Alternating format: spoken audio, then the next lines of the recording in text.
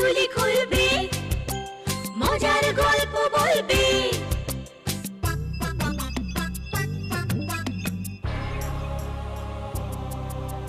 গা ছমছম কি হয় কি হয়, কখনো মজার কখনো বা ভয়। গা ছমছম কি হয় কি হয়, কখনো মজার কখনো বা ভয়। পশু পাখি রাজা রানী ভূত পেতনি, চোখের সামনে সব হাঁটবে চলবে, কথা বলবে, ঠাকুমা ঝুলি খুলবে, মজার গল্প বলবে। ঠাকুমা ঝুলি খুলবে, মজার গল্প বলবে। ঠাকুমা ঝুলি খুলবে। এক রাজার ছিল দুই সন্তান, এক পুত্র ও এক কন্যা। দুই সন্তানকে রেখে রানীমা হঠাৎ মারা যাওয়ায় মহারাজ খুবই বিচলিত হয়ে ওঠেন। শোকে তাপে রাজকার্যে তার মন বসে না। মহারাজ, আপনি যদি এ শোক সামলে না ওঠেন, এ রাজ্যের কি হবে মহারাজ? তোমরা তো আছো। আগে আমি তো আপনার আদেশ অনুযায়ী কার্য করি মহারাজ। আমার নিজের কি সে ক্ষমতা আছে? কিন্তু আমি যে নিরুপায়। রানীর শোক সব সময় আমাকে ব্যাকুল করে রেখেছে। মহারাজ, আপনি যদি এতটা ভেঙে পড়েন, রাজকুমার আর রাজকন্যাকে সামলাবে কে মহারাজ? সবই বুঝি। রাজকুমার তো কাল গুরুগৃহে যাচ্ছে, তাই না? হ্যাঁ মহারাজ, সে ব্যবস্থা হয়ে গেছে। বেশ বেশ। অধ্যয়নে মন্দিরে কুমার তবু কিছুটা মাতৃসুখ ভুলতে পারবে। কিন্তু মহারাজ, রাজকন্যা, তার তো সবে 10 বছর বয়স। অমন ফুটফুটে সুন্দর রাজকন্যার মুখে শোকের যে ছায়া দেখেছি, তাতে ওকে এইভাবে একা রাখা ঠিক হবে না মহারাজ। কেন? ওর দেখাশোনার জন্য দাস দাসীর তো অভাব নেই। আগে মহারাজ, দাসীরা কি আর মায়ের অভাব পূরণ করতে পারে? মন্ত্রী, তবে আমায় কি করতে বলো? আমি বলি কি, আপনি আবার বিবাহ করুন। অসম্ভব। এসব কি বলছো মন্ত্রী? আপনার আপত্তি থাকবে তা আমি জানতাম, কিন্তু এই রাজ্য, প্রজা আর রাজকন্যার কথা ভেবে আপনি অন্তত... ঠিক আছে, আমায় 2 দিন ভাবতে সময় দাও।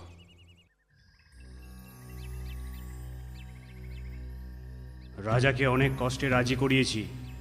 শিকারের ছলে রাজাকে জঙ্গলে নিয়ে আসার দায়িত্ব আমার। তারপর কিন্তু...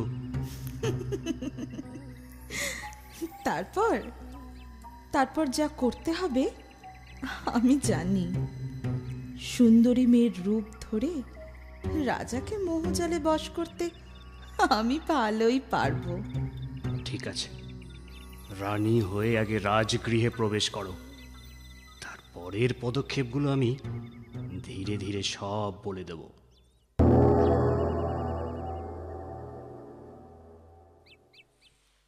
মহারাজ, আমার মনে হয় শিকারে গেলে আপনার মন ভালো হবে।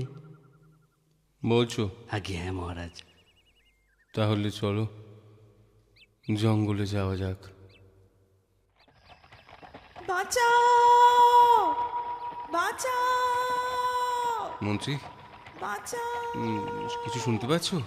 হ্যাঁ মহারাজ, জঙ্গলে নারী কণ্ঠ। হ্যাঁ, কেউ মনে হয় বিপদে পড়েছে মহারাজ।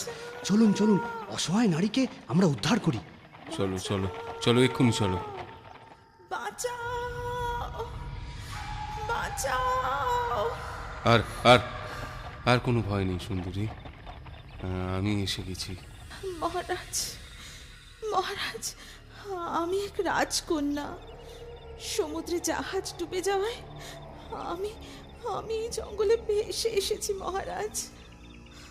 আমার পিতা, পেয়াদা সবাই সবাই সাগরে ডুবে প্রাণ হারিয়েছে মহারাজ। আহারে, তুমি দুঃখ করো না। আজ থেকে তোমার সমস্ত দায়িত্ব আমি নিলাম। তোমায় আমি রানী করে রাখবো। মহারাজ,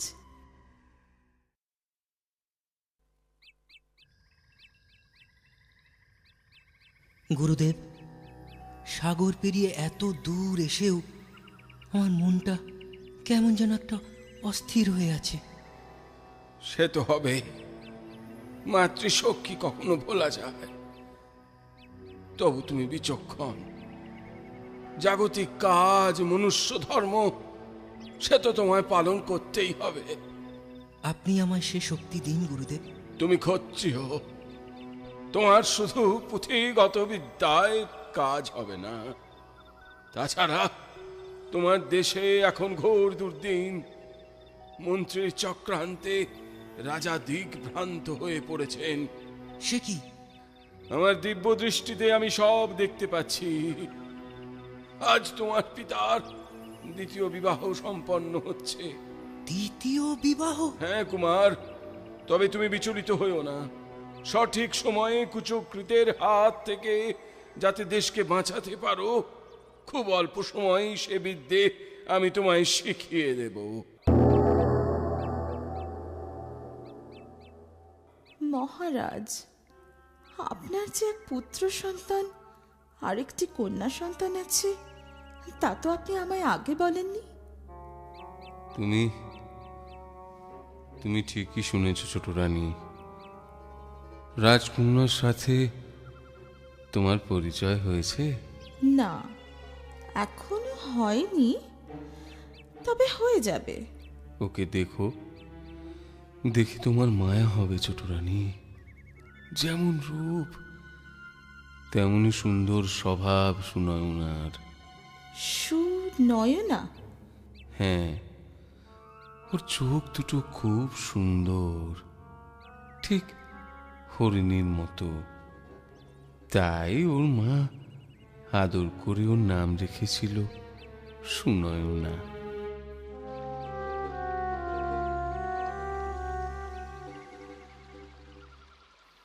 তোমার নাম সুনয়না? হ্যাঁ আমি কে জানো? হ্যাঁ, কে বলো তো? নতুন রানীমা। আমায় তোমার পছন্দ হয়েছে? আমি আপনাকে সেভাবে দেখিনি, কি করে বলবো? কেন? দেখনি কেন?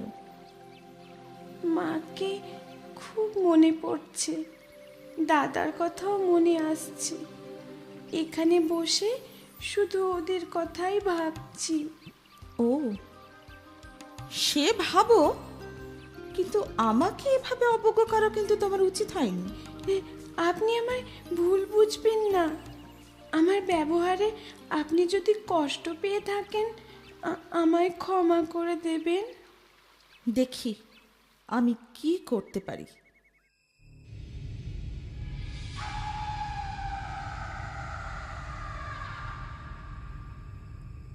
সুনয়না, সুনয়না। ও নতুন মা, আসুন, ঘরে আসুন। তোমার রূপের দেমাক আমি ঘোচাতে এসেছি। সে কি নতুন মা, আমি আবার কখন রূপের দেমাক করলুম? রিং বিড়িং চিড়িং চা, সুনয়না কুৎসিত হয়ে যা, যা, যা, যা।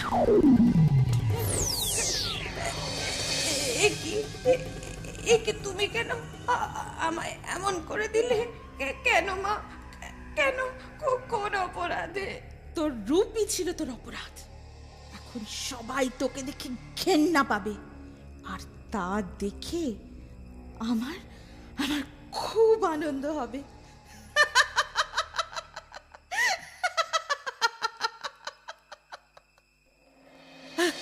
সুনয়না, সুনয়না! কি হলো, কি হলো কুমার? গুরুদেব, আমি স্বপ্নে দেখলাম নতুন রানী আমার বোনকে জাদুটোনা করে কুৎসিত রূপে পরিণত করেছে গুরুদেব। তুমি তুমি ঠিকই দেখেছো কুমার, তোমার শিক্ষা সফল। নিদ্রার মাঝেও তোমার দিব্য দৃষ্টি তোমায় সচেতন রাখছে। মানে মানে আমি যা দেখলাম সব সত্যি? হ্যাঁ কুমার, সব সত্যি। তাহলে গুরুদেব আমার তো দেশে ফেরার সময় হয়েছে গুরুদেব। তোমার এই সিদ্ধান্ত সঠিক। সূর্যোদয়ের সময় হয়েছে। এই রাত্রি দিনের সন্ধিক্ষণে আমি তোমায় একটি শক্তিশালী তাবিজ উপহার দেব, যা তোমাকে যে কোনো বিপদ থেকে রক্ষা করবে। আর দেব একটি মন্ত্রপুত কমণ্ডলু, যার জল ওই ওই মোহিনী রানীর গায়ে নিক্ষেপ করলে সে একটি মন্ডুকে পরিণত হবে, আর সেই হবে তার উচিত সাজা। আর এই একই জলে নিজের রূপ ফিরে পাবে তোমার তোমার বোন সুনয়না। কিন্তু গুরুদেব, এসব চক্রান্তের পেছনে তো আছে ওই কুচক্রী মন্ত্রী, তার সাজার কি হবে? রাজার মন্ত্রীকে মহারাজ নিশ্চয়ই সাজা দেবেন। তোমার উপস্থিতিতে সব ঘটনা পরিষ্কার হয়ে যাবে মহারাজের কাছে। তাহলে তাহলে আমি আর বিলম্ব করতে চাই না গুরুদেব। সূর্যোদয়ের পরেই আমি আমার দেশের উদ্দেশ্যে রওনা হতে চাই গুরুদেব। তুমি প্রস্তুত হও কুমার, তোমার সামনে এখন কঠিন পরীক্ষা। আমায় আমায় আশীর্বাদ করুন গুরুদেব, আমি যেন সে পরীক্ষায় সফল হতে পারি। আমার আশীর্বাদ সব সময় তোমার সঙ্গে থাকবে কুমার।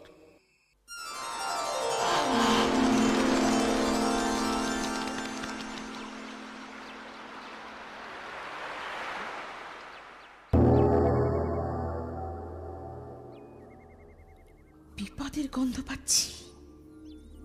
কে হতে পারে? দেখি তো, গোলকে চোখ রেখে। ও, এই তাহলে কুমার। ওকে আমি সাগরে ডুবিয়েই মারব।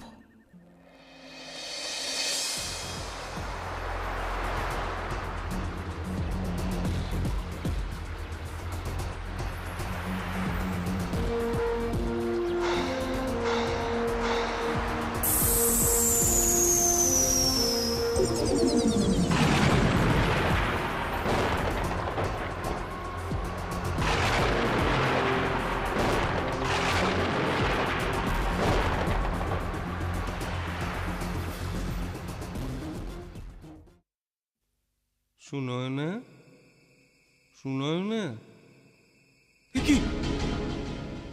কে কে তুমি? ও কি বিভৎস! কে? আপনিও মুখ ফিরিয়ে নিচ্ছেন মহারাজ। আমি আপনার মেয়ে সুনয়না। না না না, এ হতে পারে না। সুনয়না সে তো অপরূপ সুন্দরী। আমার সে রূপ নতুন মায়ের জাদুটোনায় এমন নষ্ট হয়ে গেছে। সে কি করে? সুনয়না, সুনয়না মা আমার, তাই তুই এ ঘরে নিজেকে লুকিয়ে রেখেছিস? আমার এই রূপ দেখে লোকে ভয় পাবে, আমায় ঘেন্না করবে, তা আমি চাই না। এ কি, এত চেষ্টা করলাম, তবু বিপদের গন্ধটা তো আরো প্রকট হচ্ছে। মনে হচ্ছে খুব কাছে। তুমি ঠিকই ধরেছ শয়তানি মোহিনী, এবার আমার হাতেই তোমার উচিত সাজা হবে। সাজা?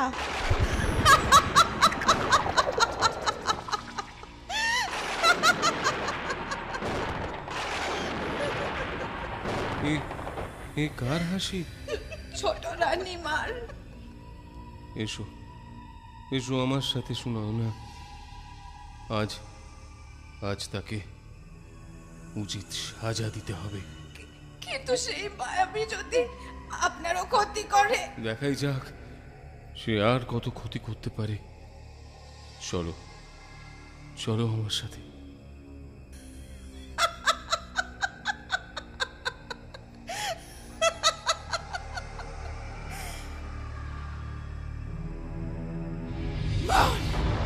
মর তাহলে আগুনে পুড়ে।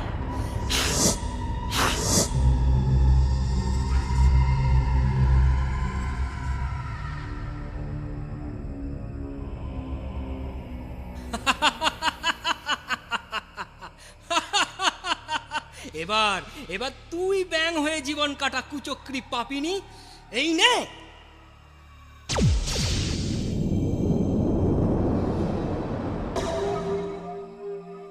দাদা বোন, দাদা বোন, আমি এসে গেছি বোন। আর তোর কোনো ভয় নেই। তোর তোর আসল রূপ আমি তোকে ফিরিয়ে দিচ্ছি। দাদা দাদা আমি আবার আগের মতো হয়ে গেছি দাদা। সব ঠিক হয়ে গেছে দেখ। এবার এবার এবার এই ব্যাংটাকে ছুঁড়ে ফেলে দি ওই সাগরের দিকে। যা। কুমার, কুমার, আমার কুমার, পিতা, পিতা, সঠিক সময় এসে তুমি এই বিপদ থেকে আমাদের উদ্ধার করেছো। মহারাজ ঠিক কথাই বলেছেন কুমার, তুমি আজ এ রাজ্যের রক্ষাকর্তা। কিন্তু আপনিই মহামন্ত্রী। এসব চক্রান্তের মূলে তো আপনি। হ্যাঁ, এ এ এ কি বলছো কুমার? আমি নাটক করবেন না মহামন্ত্রী, আর লাভ হবে না। আপনি ধরা পড়ে গেছেন। ছি ছি ছি ছি। ছি ছি মন্ত্রী, ছি। তোমায় আমি বিশ্বাস করেছিলাম। আমায় আমায় আপনি ক্ষমা করুন মহারাজ। ক্ষমা? তোমায় ক্ষমা কখন না। তোমায় আমি শুলে চড়াবো। বিশ্বাসঘাতক, দেশদ্রোহী, পাপী। কুমার, কুমার, বন্দি করো ওকে, বন্দি করো। মহারাজের আদেশ শিরোধার্য। এইভাবে রাজকুমার শয়তান মন্ত্রী ও কুচক্রী ছোট রানীর হাত থেকে রাজকন্যা, রাজা তথা সমস্ত রাজ্যবাসীকে রক্ষা করে। চারিদিকে রাজকুমারের জয় জয়কার হয়। রাজ্যবাসী আনন্দে মেতে ওঠে। আমার কথাটি ফুরলো, নোটে গাছটি মুড়লো।